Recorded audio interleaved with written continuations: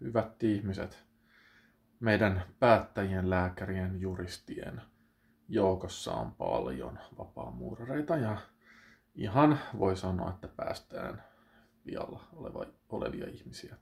Nyt seuraava pätkä, noin 10 minuuttia kuvaa, mitä on tämmönen satanismi ja pahan palvontaa. Kattokaa tarkkaan, mitä se on. It wasn't an issue because I think another thing that people have to understand is that the people involved in Satanism all around the world, it's not people that you would literally look at on the street and say, because you have tattoos or you have a certain social economic class, you must be a Satanist. It's actually people that is very much high up in the corporate field. It is people in the medical industry. It is lawyers. It's people in government. So I think part of the misconception is that there's a certain type of person where you can look at them and say, but this is what a Satanist looks like. And it certainly does not work that way. Yes, thank you for sharing that. You mentioned Freemasons. So I assume there is a connection between the Satanism and the elites you mentioned, like head of states and stuff like that, politics and people with power. So they kind of go hand in hand, am I correct? They do go hand in hand, and there's also overlapping. So you will have certain people that's involved in Freemasonry that kind of comes over to satanic rituals, and you have people in Satanism that also goes over to Freemasonry. So I'm not saying that every Freemason is a Satanist, and I'm not saying that every Satan is a Freemason, but even some of the rituals that you do to climb the levels in Freemasonry is exactly copied from Satanism. Mm-hmm. So there's a lot of things like drinking blood from a skull, that type of things, that actually comes from Satanism, that is incorporated into Freemasonry. Yes, that's what I've heard, yeah. Yeah, so I've personally seen that by attending some of those rituals. So what then happened was the organization was successfully registered and launched, and I was then one of the faces as well as the reverend for the South African Satanic Church. So that was my official title. And it meant that I had to conduct certain rituals and all space. So there's other people like priests and high priests can then oversee the rituals and do them. But yeah, I also did a lot of publicity and was the spokesperson for that satanic organization. And why I'm mentioning that, and this will tie into the story more, is that because the church, the Satanic Church, was so public, a lot of people were praying for me, and a lot of people knew exactly what to pray for and who to pray for. So I literally had, without realizing at that time, had thousands and thousands of Christians around the world praying for me, for my salvation, and for the people involved, for their salvation. And I think the one thing also that a lot of people don't realize is there's quite a lot of people who join Satanism and don't realize that there is certain demonic forces and demons involved in those things until they get to the point where they have to do rituals and partake in rituals, because then the demonic becomes very real and apparent. And a lot of people then feel that they can't get out once they're there. Because I have seen people tortured by demons. I myself have experienced many interferences by demonic forces. When I went through my deliverance process, I only then saw that I was actually possessed at one stage. And while I was there, not even realizing that that's what's going on.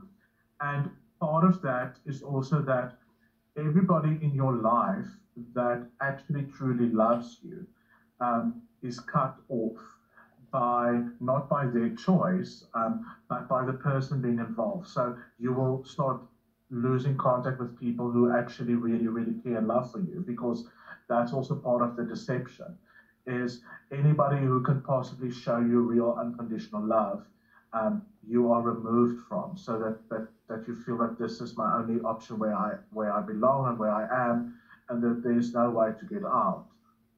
And there was a lot of rituals and a lot of things that happened at rituals that Satanists would deny till today.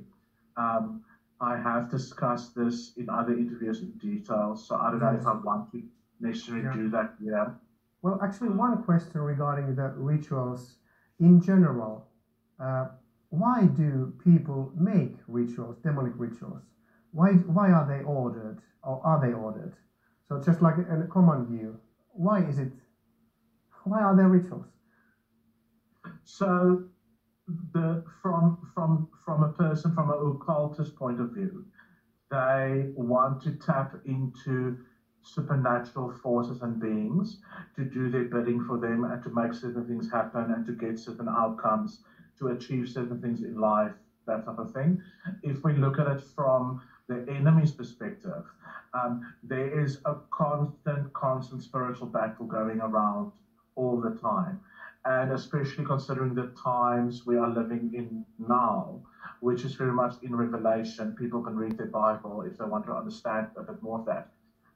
The enemy knows that it has a limited amount of time left to rule here on earth. And that's why demonic oppression and demonic interference is more prevalent now than it's been, let's say, 20 years ago. It's because of what is going on. And that they ultimately know the time is running out. So it's to get as much people involved in that, in the plan of the enemy, in that deception, and to grow it stronger and stronger. And what we also have to realize with rituals is that demons feed off blood and people's, if you want to call it energy, I don't really like that word, let's call it their essence. But so blood has a life essence, and blood has a currency. Like the blood of Jesus is, for instance, the highest currency in the spirit world that you get. But all blood has a currency in the spirit world as well, although it's something on the physical earth and it comes from animals and humans, but it has a spiritual currency. So you can, in essence, buy certain favors by offering blood to these demons to appease them and to get certain things done. So that's the main objective. And then you also get things like satanic ritual abuse, and you get things like that. And that is to keep certain people in line, to discipline them, to threaten them if they're thinking of getting out of Satanism. That is sadly very much the reality. And then I think what a lot of people might know is that on the 24th of May 2022 is when I was about to do a ritual in the Satanic Church by myself, in order to see into the spirit world, to give feedback to people high up in the Satanic Church.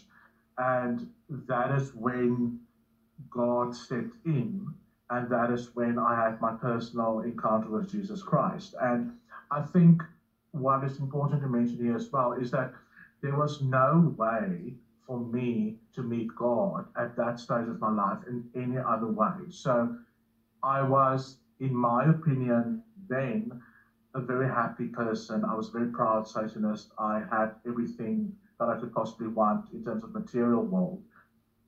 So I wasn't looking for God.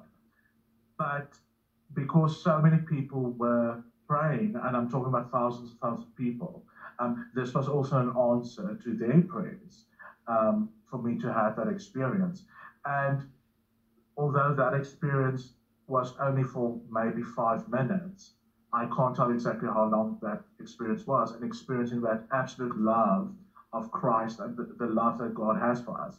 I had no choice but to follow him. There was just like no other option, because it was the most incredible sense of peace that I've ever felt in my whole life up to that. No, tässä me kuultiin tämmönen Etelä-Afrikan satanistikirkon ex-johtajan maailma ja kokemus. Me ollaan kuultu, että myös vapaamuurarit ja nämä salaseurat, niin siellä on tämmöistä samanlaista keskiaikaista palvontaa ja pahuutta. Näistä asioista pitäisi ruveta puhumaan, että miten ne vahingoittaa meidän elämiä, demokratiaa, oikeusvaltiota, perheitä, lapsia, kirkkoa, isänmaata, uskoa, kaikkea. Ja tätä videota ollaan rohkeita. Tämä oli nyt tämän miehen käsitys. Mutta ihan mielenkiintoinen ja uskottavakin, että ehkä hän on joutunut näihin asioihin itse ja opettavainenkin meille. Kiitos.